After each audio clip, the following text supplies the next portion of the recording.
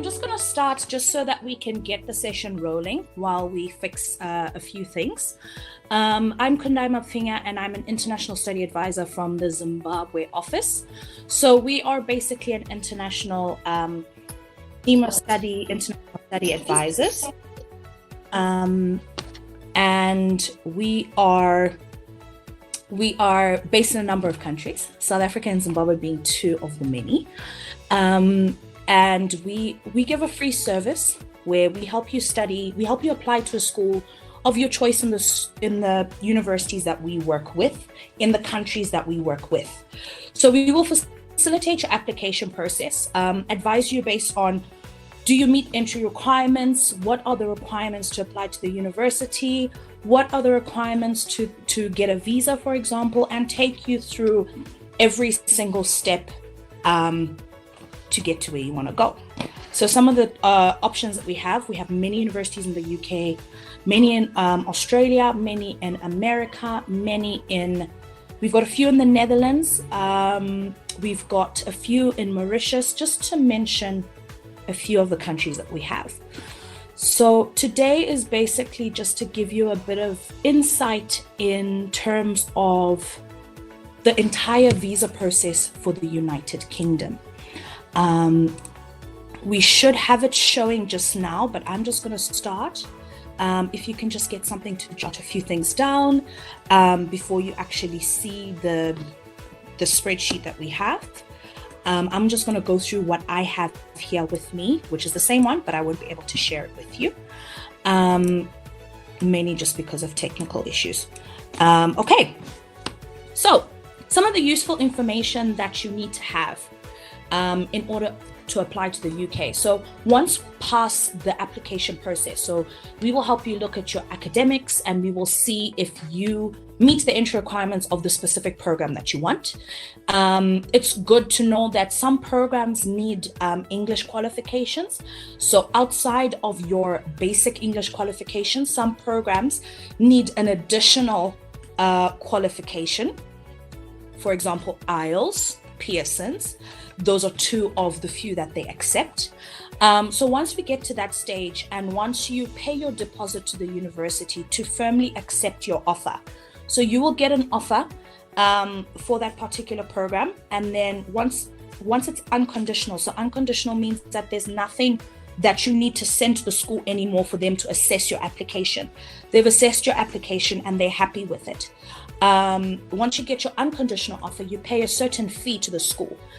Most of the time it's 50% of the tuition of 1 year, but sometimes you find some universities have got a smaller amount. So let's say 2,000 or 4,000 pounds. Some universities even just want one. So once you do that, you'll have to apply for what's called a CAS document. So a CAS document is a document that enables you to actually apply for your study visa. So it's a confirmation of studies document where the university is going to have a look at your financial documents that you would have sent to the school, which we'll go into shortly. Financial documents you would have sent to the school, and any other documents that they need to ensure that you've got your documents in check for your visa application. So this is the first stage where your financials are required at the school to get a CAS document, right? Now when you get a CAS document, now the costing comes into play. So after paying your actual fee to the school, you need to then get some money together in order to actually submit your application. So for example, an application fee for a study, so a study visa, which is called a Tier 4 visa in the UK, is £348. So this will be paid online when you actually submit your visa. All right. Then they have what's called your immigration health surcharge fee. So IHS, immigration health surcharge fee, allows you to access the NHS. So it basically covers you for any medical needs that you would have during your stay, any medical emergencies, anything that you would face during your studies in terms of your health. All right. And this is paid in advance. So you actually need to pay for the years of study when you apply for your visa. So for example, if you are applying for a 2-year masters, for example, I'm not sure if you have any masters applicants in here, but if you're applying for a 2-year master's program, you would have to pay for each year, and each year is calculated, it's pegged at £470 per year. So you're roughly putting aside about £940 for the 2 years of study.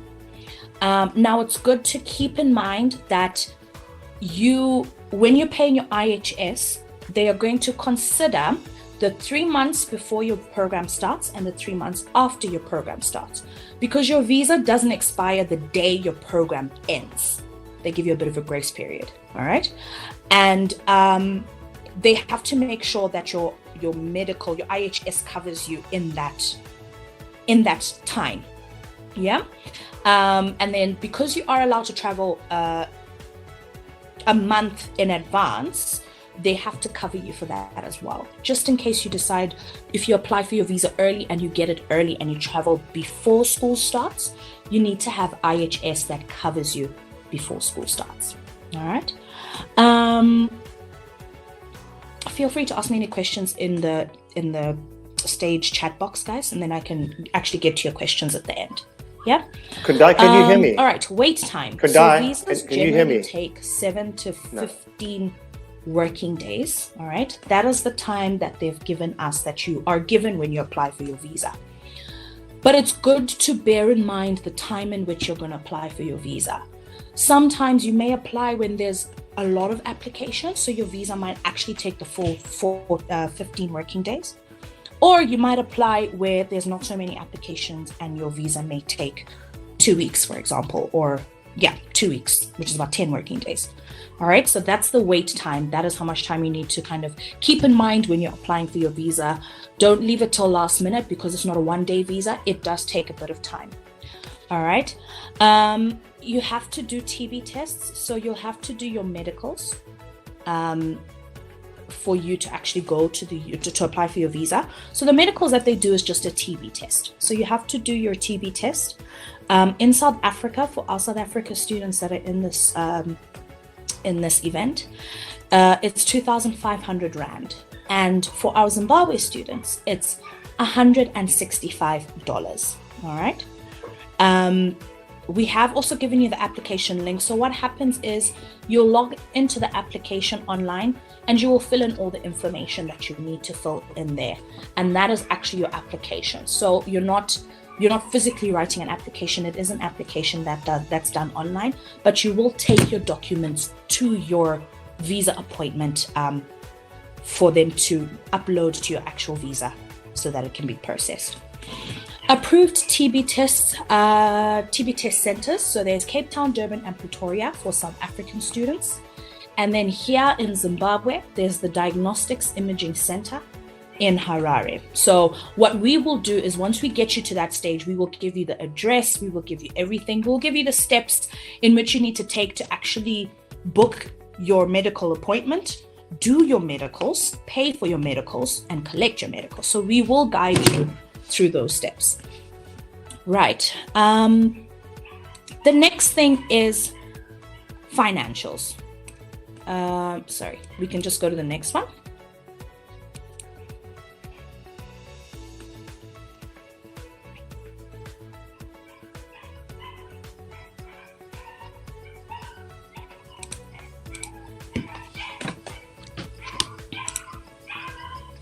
Thank you.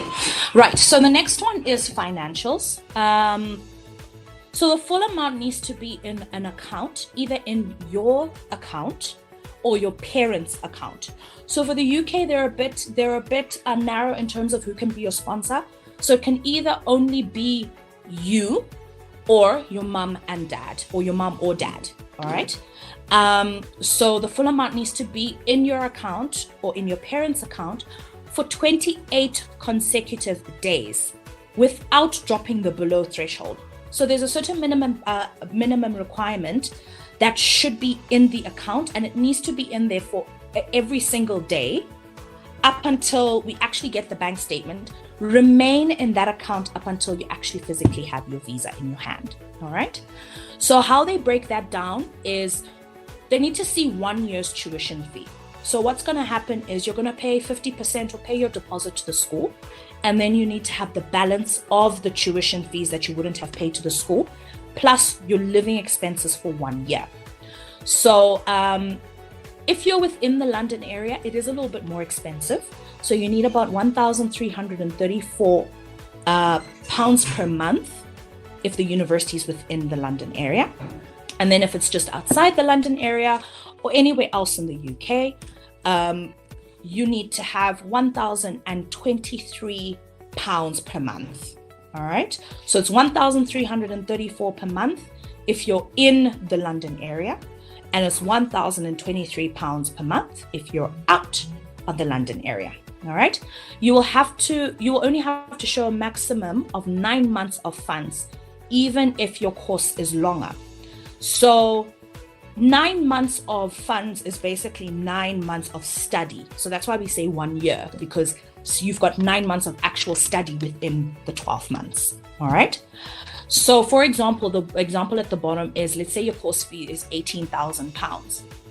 All right. Then you need to add, that should be an add, £12,006. So that's if you're within London, all right, which is 1,334 multiplied by 9. So the total closing balance should be 30,006. All right. So that's how much you need to have in the account. Let's say you haven't paid a deposit. But for example, if you've paid a deposit and your deposit is 5,000, the 30,006 would be less 5,000. I hope that makes sense. And then if you're outside of London, you would then put the balance of tuition plus 9,207, which is 1,023 multiplied by 9. All right. Brent, if you could just help me go to the next one.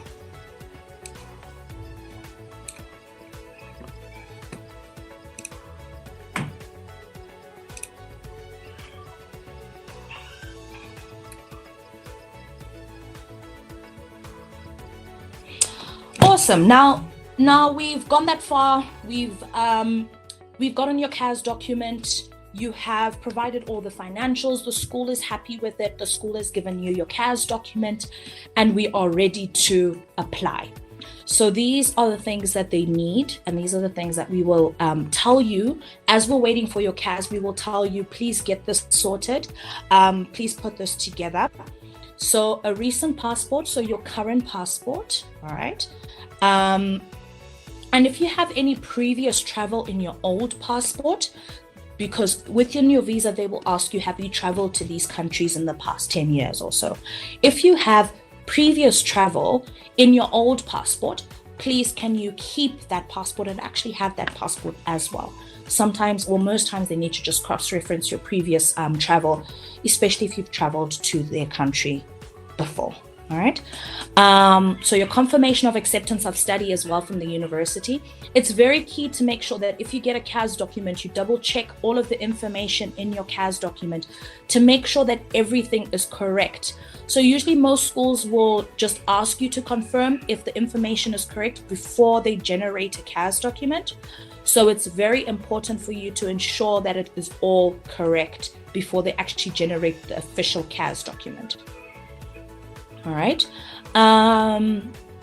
So proof of all your payments made to the university. So these are all the payments that you would have made to the university. You need to be able to attach the proof of payment, or you need to be able to give us the proof of payment. That's one of the steps. You give them to us, we send them to the school. But it's good to also have your proof of payments on hand. All right. Usually it will show on your CAS statement, but it's always important just to keep them for record's sake as well. But sometimes when you submit your visa, they may ask for it. All right. So proof that you have enough money to support yourself and pay for your course. So this again goes to the bank statements that we spoke about.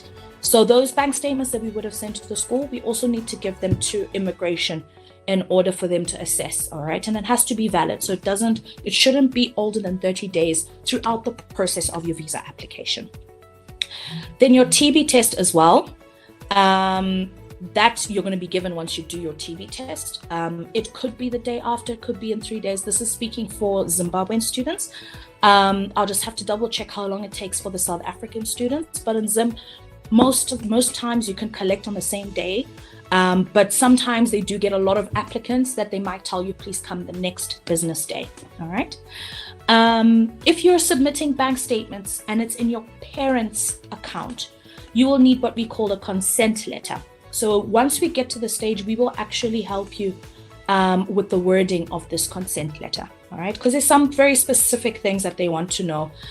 So we just make sure that everything is above par, everything is according to what they require before we submit the applications. Okay. So there may be an interview when you go and submit your documents at the application center. So this is something that we will discuss with you. All right.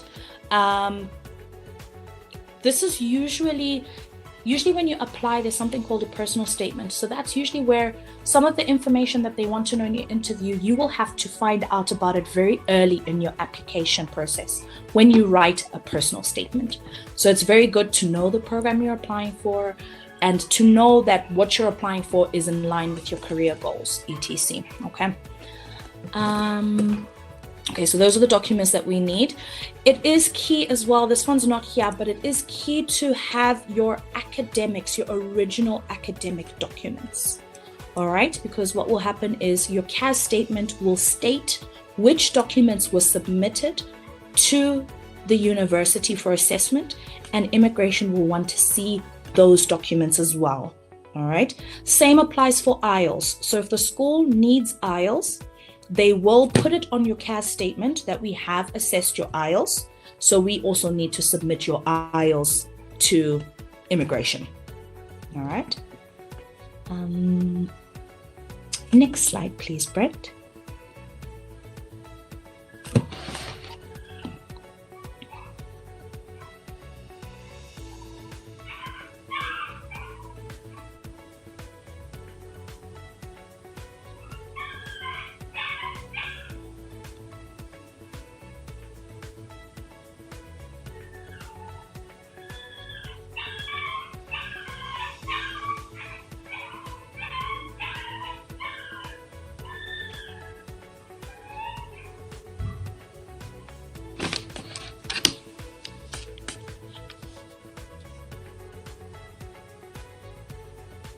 It's there. The new slider's there. Kundai, if you want to start. Next slide, please, Brent, if you can hear me.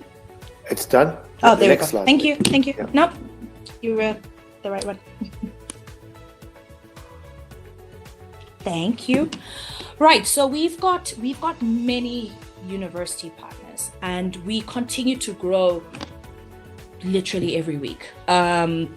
So we have a link up, www.ieabroad.com, and if you go to institution search, which should be at the top right corner, you will be able to see the universities that we have in the respective countries. So you can actually either just type in a country and search the country, or type in a specific school and search the school.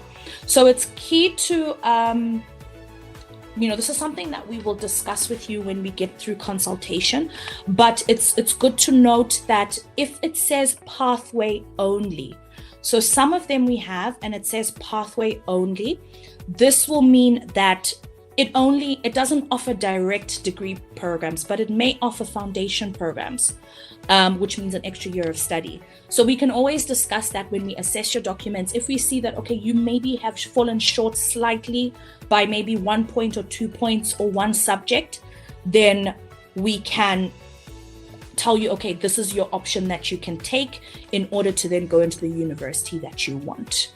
Okay, so it's good to keep mind about that.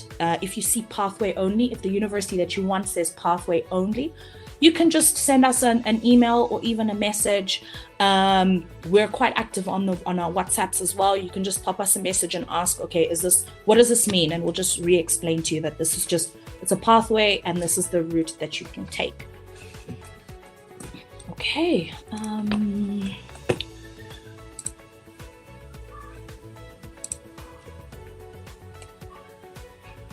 Yeah. So we can open the floor to questions. I see Brent is answering some of our questions here, but I will go. I will just answer a few that he hasn't answered yet, which are the ones at the bottom. I see. Yes, we can help you with the university if you've already applied. So if you have one of our partner universities, you can come to us and be like, here's my offer letter, please can you help me apply for my visa? So if you do, or if you currently are a visa holder, you can just have a look on our website, see if we represent that school, and then you can just let us know, okay, I'm going to one of the schools that you represent, please can you continue to help us with the visa? So that's possible. I think that was Rutendo Masunda's question. We do not help with apprenticeship applications, so it's strictly academic. So strictly academic.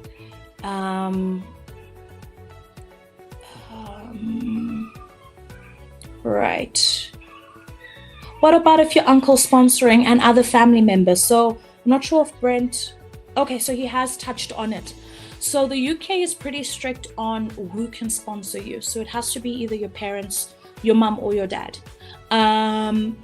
If your uncle is your legal guardian, so you've gone to court, all right, it's a legal proceeding where they've been awarded total guardianship or they've been awarded total custody of you, for example, then they can stand in as your guardian. All right.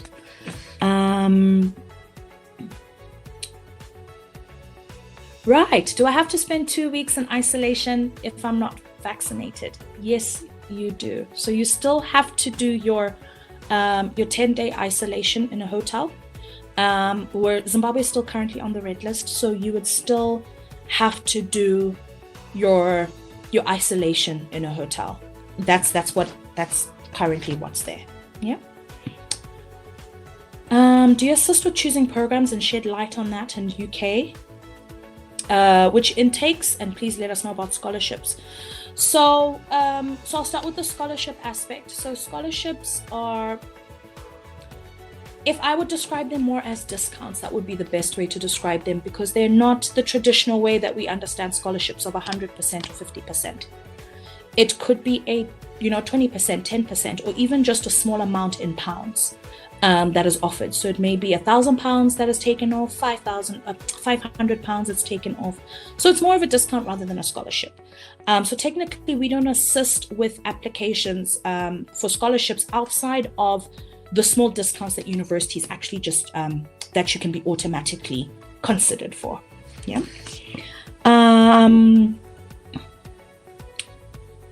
Intakes for the UK. So the main intake is September. That's the biggest intake. But you do find that some programs have got January, some programs have got May. Very few programs have got a lot more intakes in the middle. Usually you see that more at master's level. So you'd find certain programs like MBA, for example, might have multiple intakes during the year because it is a professional qualification and it is at master's. So it does depend on the program, it does depend on the university, but the major intake is September. And for those who want to apply for this September, and there still is a bit of time, but we are cutting it a bit slim. It's going to have to be a very organized application because we'd like to get your visa in time. So there is a bit of time. If you haven't applied yet, we can still kind of send in a few last minute applications. So you can contact any one of us in order to get your process started.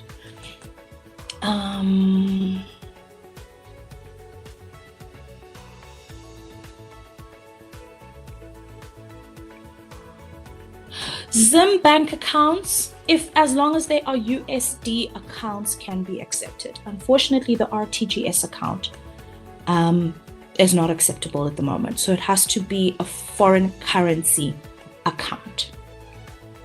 All right.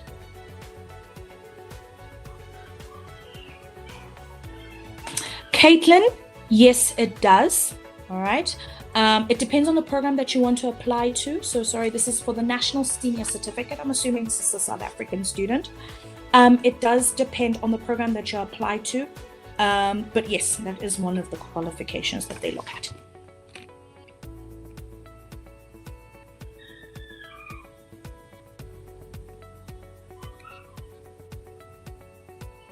I think I've answered the last question so far.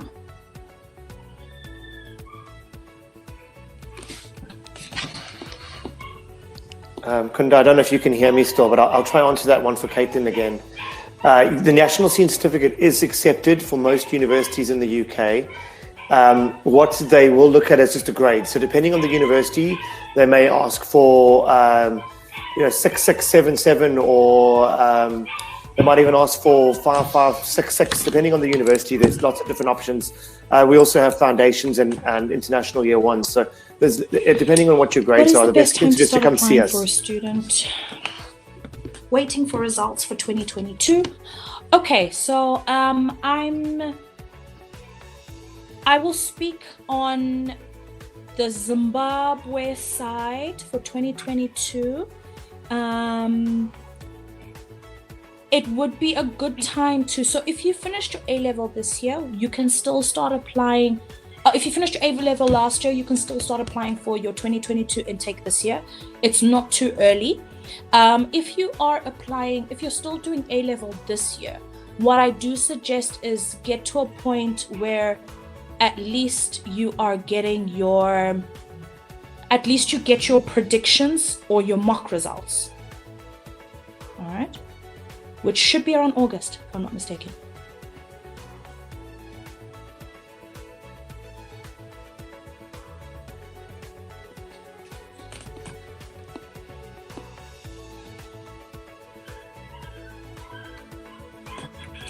IELTS exams, depending on the program that you're applying for. If you've got IGCSE O-level,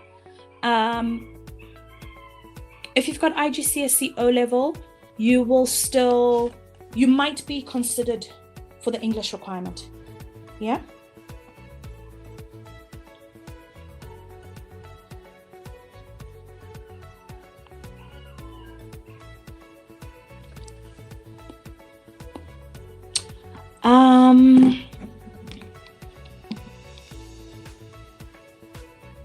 All right, Caitlin. There we go. Yeah. So Brent has answered you. Mock results. So it's similar system to the one that we use here in Zim, where you will use your mock results from your high school to apply. You will get what's called a conditional offer, and then you can satisfy the condition of your final results once you actually finish. Once you finish your final year.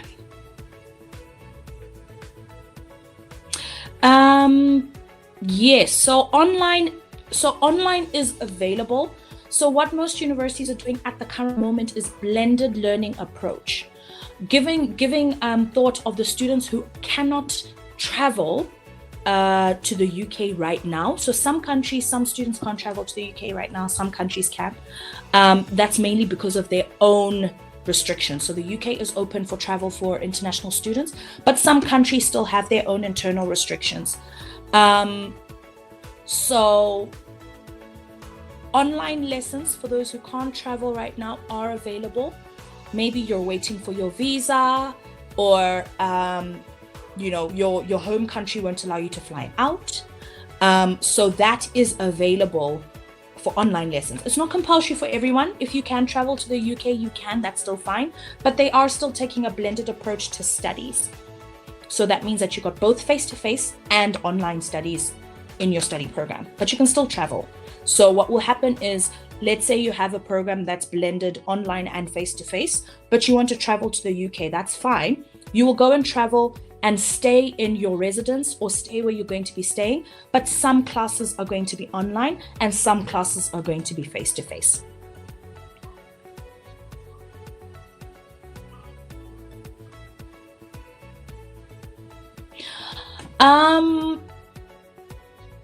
Generally, no. There's no need to. Sorry, let me actually read the question.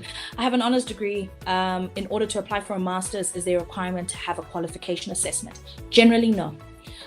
They will just take your transcript your breakdown. So they want to see how your qualification is. Yeah, they just want to see how your qualification is graded. So they might ask you for just the breakdown, but that's it. You just send them the qualification and it's good to go.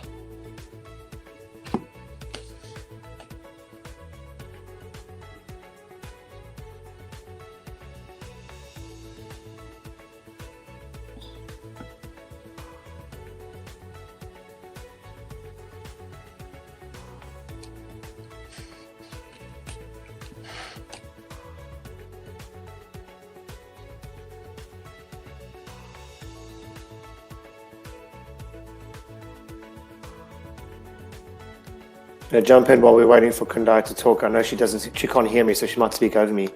Guys, if there's any more questions, we're happy to talk. We do have all your details, so we will send an email follow-up after this. But the best thing to do, guys, is to get in touch with Kundai. As you can see, she's super knowledgeable. Maxine, unfortunately, wasn't able to join, so Maxine manages our visas for South Africa. Again, extremely knowledgeable. Between the two of them, they know more than, they've forgotten more than what we could ever learn. So best thing you can do is, if you're talking about applying, just to go study overseas, or in particular doing your visa, speak to either Kundai, Lisa, Maxine, Shern, Joanna. They are here to support you within those two regions. But guys, thank you everybody for joining us.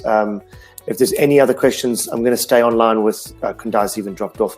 I'm going to stay online for a little bit longer. So send your questions through, and we will make sure that we help you.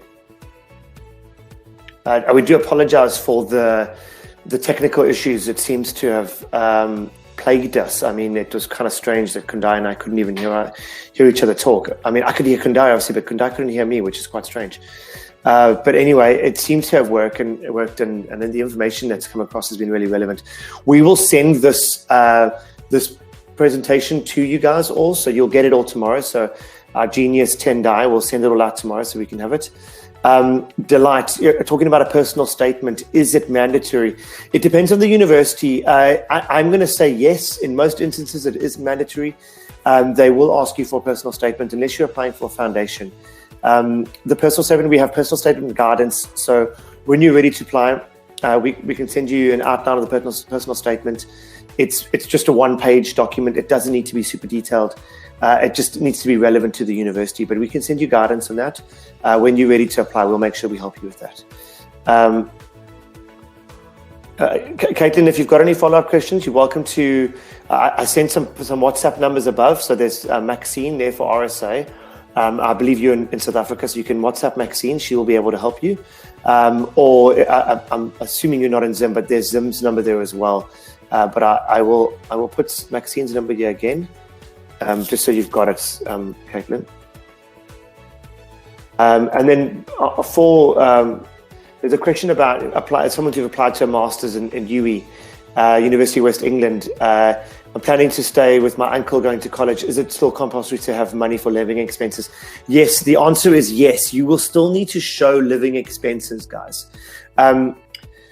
Even if you're staying with a family member or you are staying with friends, wherever, the UK VI is part of your visa. They want to see that visa requirement in there, so that 28 days worth of funds. Once you've got your visa, though, you don't have to use the money. So you don't have to use all that money if you have it. But it's for the visa purposes. You have to have it. It's like ticking a box. You've got to show the financial requirement. It's part of your points that you score. So it's not really negotiable. The money needs to be in either your account or your parents' account. So if you're going to UE, you will have to show. We will reach out to you so that we can help you with that. It is worth getting your bank statements in order now so that you can make it for this intake.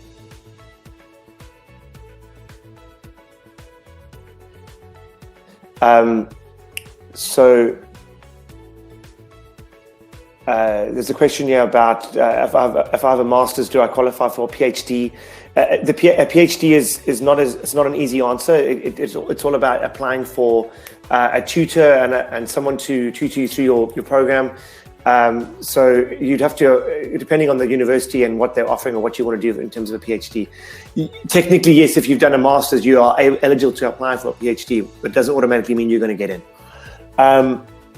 So Caitlin, you're asking again, can I apply for UK for any undergraduate degree, or is it limited? You can apply, generally what we would use is UCAS, so the University Central Application System, and we apply to 5 universities to any program that you like. It's not limited. You can apply to any degree program you like. So after say 5 years of school, can you get permanent residence in the UK?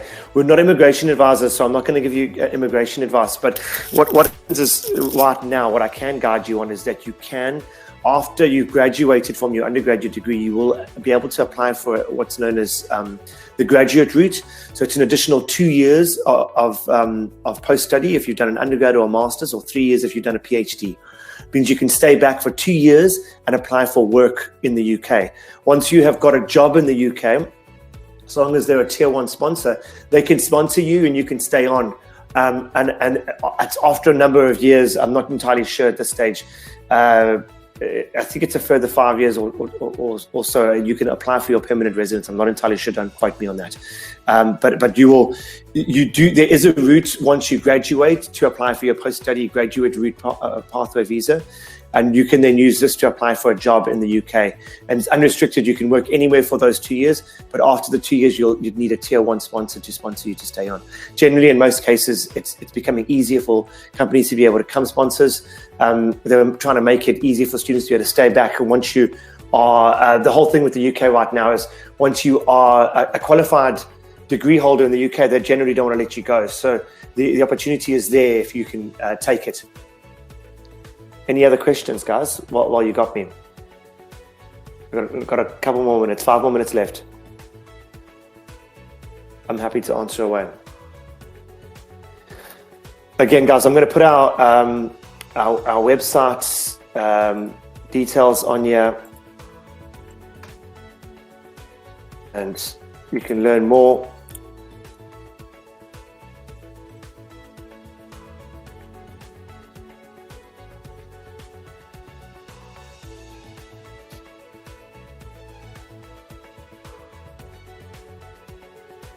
Caitlin, yeah, the best thing to do is to reach out to Maxine. She will send you the UCAS link. She does it all for you. You're able to assign it to us. So you assign your account to us, and then we actually do the applications with you. And again, we'll support you with your personal statement and make sure that your applications and your grades qualify for the programs and the degrees that you and the universities you want to apply to. So we'll do that assessment before we actually apply. So don't worry about doing UCAS on your own. We're a UCAS registered center. You just do it through us. And again, there's no charge for our services. We work for the university, so the universities pay us. So we're here to assist you. So don't ever feel like we're going to send you a sneaky bill in the post afterwards. We do not charge you. We work for the university. The universities pay us to be here and support you. We have over 250 university partnerships, all contracted, and we are their in-country representative. So we are here to support you with your application to any one of our partner universities at no cost. And in most cases, we do actually get students some sort of small scholarship. As Kundai said, they generally aren't massive. But anything between 20 and 30% we might be able to get for you. In most cases, we do get some sort of small scholarship. I think last year I did the calculation. We achieved scholarships for over, I think the scholarship amount was around £140,000 worth of scholarships we were able to achieve. But again, that's over more than 100 students. So welcome back, Kunda. Can you hear me? I can. Now yay. Yeah. So at the end, we finally fixed it. Anyway, I've just been answering questions. Cool. Sorry, yeah, Delight, I'm happy to tell you which universities we work with. The best way for me to do that is to put a link to our website, and you can do a search. As I said, I'm not going to sit and list off all 250, but we work with most UK universities. So if you look at that link, Delight, you can see that's all the universities we work with, and you can go in there and search by country, and you can see all the university partners we work with. Any other questions, guys? Kundai, thank you again for this. I just apologize to everyone for the technical glitches we've had, and I'm just glad to know that we've got it all sorted. I was watching on my phone, and I thought I better jump in because I think you guys need a hand. So Kundai thankfully sent over the presentation to me, and I threw it up quickly, and we were somehow able to get it to work. So we had a great turnout tonight. Thank everybody for joining us, and it's I can just see by the questions that you guys you need support, and I think that's what we're here for. And this is why the universities have contracts with us, so that we can be here to support you guys. There's so much misinformation out there, and all I can implore you guys to do is to speak to someone like Kundai or Maxine and learn from them.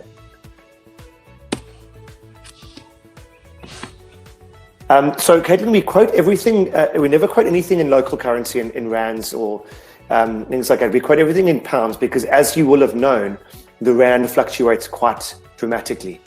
So, last week it was at 19 rand to the pound, and this week it's at 20 rand to the pound. So if we quoted you in rands this week, by next week it would be different. So when Kundai was quoting, I'm going to go through a chart. So when Kundai was quoting the per month fee, if we said to you this month, it's 25,000 rand you need in your account, next week it would be 25,000 rand because the currency's fluctuated. So what we say is we quote it in pounds, and what we suggest is you add 10% on top, just so that you can count any sort of currency fluctuations. So again, same thing for US dollars. The currency just fluctuates. So best to convert it and to just add a couple percent, like 5 to 10%, just to avoid any currency fluctuation. So when you're working it out, just make sure you have an extra 10% in your account to cover any fluctuations, especially if you're working in rands. The USD and the GBP, the pound, don't fluctuate too much, but the rand definitely does. So if you've got a rand account, I would make sure that you keep an extra 10% in there just in case. Again, guys, you're not paying this to anyone. So if it's in your bank account and it's sitting there for 28 days, once the account's used and you've got your visa, you don't need to spend the money that you put in there. It's just for safety. Yeah. Well, thanks, guys. We appreciate your thank yous and that you enjoyed the event. It means a lot to us, and we'll keep putting these events on, and we'll keep trying to provide you guys with relevant information, should I say. But again, all I can say is reach out when we email you guys all tomorrow. Reach out. We'll reach out to you tomorrow, and please get back to us and book in an appointment with either Kundai, Lisa, or any of the South Africa team. Yep. Great. I'm gonna say thank you, and I'm gonna head off. Thank you everybody for joining us, guys.